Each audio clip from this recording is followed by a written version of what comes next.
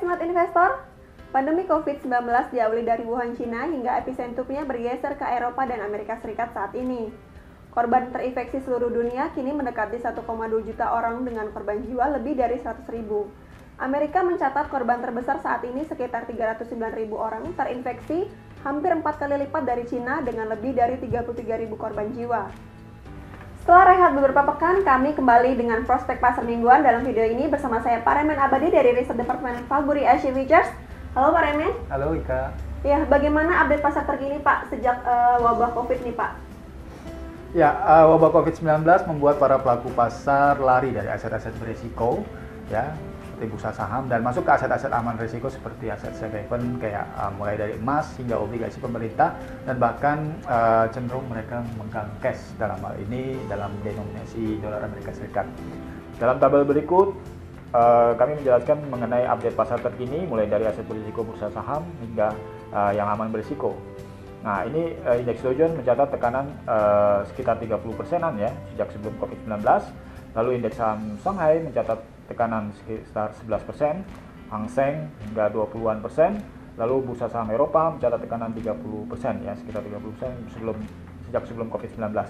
Nah, sementara harga minyak dunia ini merosot tajam. 50-60% sejak sebelum COVID-19. Nah, untuk aset-aset aman berisiko, aset obligasi yang harganya naik ini menekan yield-nya hingga 60%-an untuk obligasi Amerika Serikat tenor 10 tahun. Sementara harga emas dan indeks dolar Amerika Serikat mengalami penguatan 3-4% sejak sebelum COVID-19. Pandemi COVID-19 telah membuat mandeknya aktivitas ekonomi dunia sehingga memicu kekhawatiran resesi. Bagaimana kondisi terkini untuk pasar nih Pak? Ya, data ekonomi perlu diperhatikan. Kondisi saat ini data tenaga kerja Amerika Serikat menunjukkan pesimisme. Weekly jobless claim naik 6,6 juta di pekan lalu dibandingkan kenaikan sebelumnya 3,3 juta di pekan sebelumnya. Total 2 pekan terakhir itu sudah mencapai angka klaim pengangguran sekitar 10 juta atau ini 6% dari pasar tenaga kerja Amerika Serikat.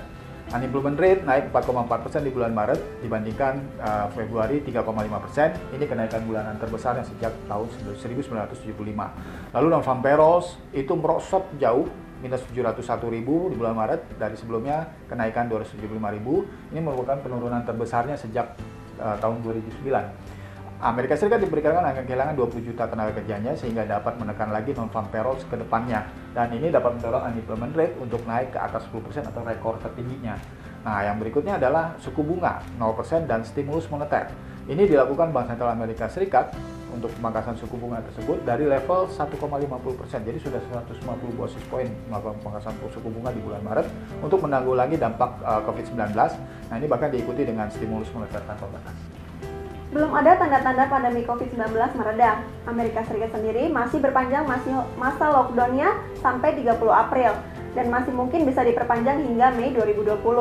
Aset apa yang bisa diperhatikan nih Pak? Ya, emas.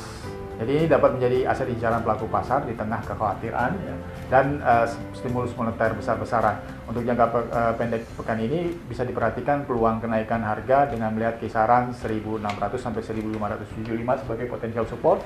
Nah, untuk kenaikan kita perlu perhatikan kisaran 1640 dulu sebagai zona resisten pentingnya.